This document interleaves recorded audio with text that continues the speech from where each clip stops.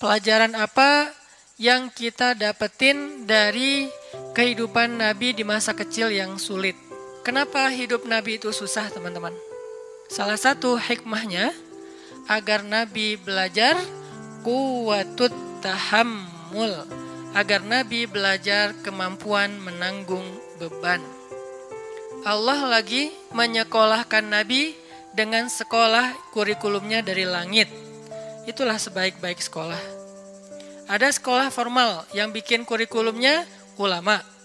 Ada sekolah yang disusun oleh saintis ataupun Diknas, pemerintah, sekolah-sekolah umum. Semuanya baik, tapi ada sekolah yang paling baik dan insya Allah nggak mungkin orang yang sekolah di situ tuh rugi, nggak mungkin. Udah sekolahnya gratis, hasilnya luar biasa, sekolah langit. Apa itu sekolah langit, teman-teman? Kehendak dan ketentuan Allah dalam kehidupan kita itu adalah sekolah bagi kita. Dari sejak kita kecil, remaja, kemudian menjadi laki-laki, kemudian jadi dewasa, kemudian jadi tua. Itu semuanya ada madrasahnya. Dari kecil kita dilahirkan di mana, oleh orang tua kita siapa, dalam lingkungan apa, kita sedang bersekolah. Kurikulumnya Allah, gimana cara kita mendaftar dalam madrasah langit ini? Caranya iman. Gak ada uang pendaftaran, gak akan dicoret dan di DO gara-gara gak bayar uang SPP, gak ada ujian nasional, gak ada ujian semester. Ujiannya adalah dalam bentuk kehidupan. Dan itulah madrasah kita. Sehingga dalam madrasah itu Allah bukan mau ngasih kita ijazah bertuliskan nilai, angka. Tapi Allah mau ngasih kita ijazah dalam bentuk sifat, dalam bentuk kematangan diri, dalam bentuk pemikiran yang dahsyat, yang jenius, yang brilian, yang lurus, yang kritis. Itu hasilnya. Kalau istilahnya ada materi-materi karakter building, ini karakter buildingnya langsung dari Allah yang lebih tahu tentang manusia. Huwa a'lamu bikum idh ansha'akum minal ard wa idh antum ajinnatun fi butuni ummahatikum. Dia lebih tahu tentang kalian, wahai manusia, ketika dia menciptakan kalian dari tanah. Siapa? Adam. Atau ketika kalian berada di dalam rahim ibu-ibu kalian. Siapa? Kita. Huwa a'lamu bikum. Allah lebih tahu tentang kalian. Sehingga yang lebih tahu ini memberi kalian madrasah. Sampai kita hari ini dapat madrasah dari Allah. Jadi ketika kita dapat ujian dalam hidup, kita coba bangun self-awareness. Oh, saya lagi sekolah sama Allah. Saya lagi disuruh latihan sama Allah. Latihan apa?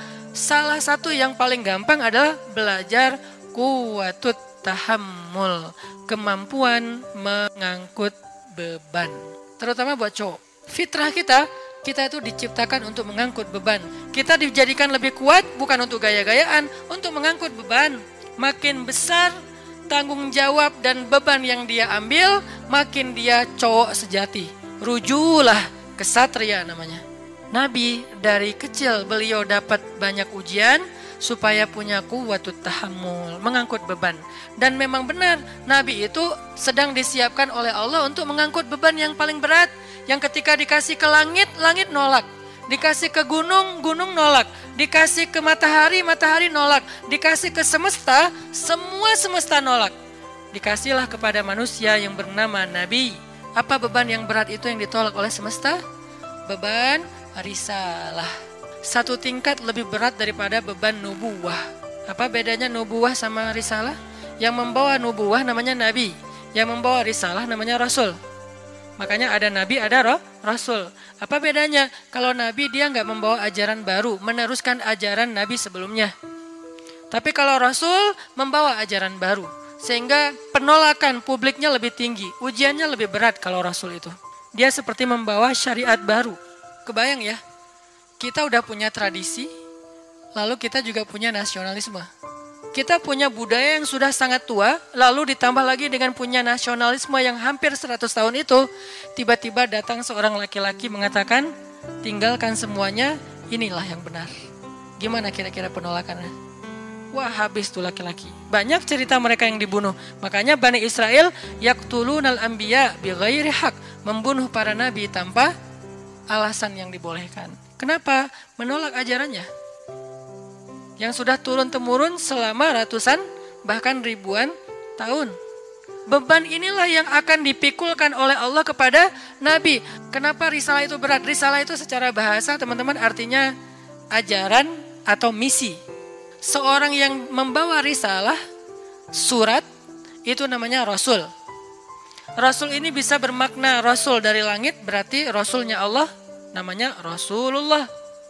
Bisa juga Rasulnya bumi, Rasul para raja, utusan para raja yang diutus ke raja yang lain, membawa surat dari raja ini, bisa surat rahasia, bisa surat tentang perang, bisa surat tentang damai segala macam.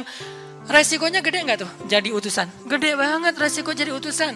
Ini utusan Allah, bukan kepada satu orang, kepada lil alamin, lin nasi kafatan ajmain, kepada banyak manusia.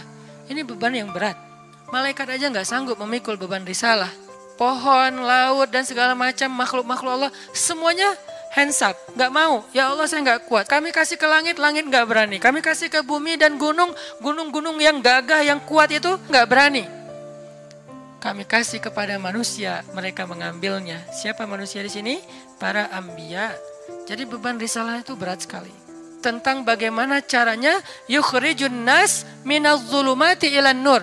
Misinya adalah mengeluarkan manusia, bukan cuma satu suku, manusia dari kegelapan kepada cahaya.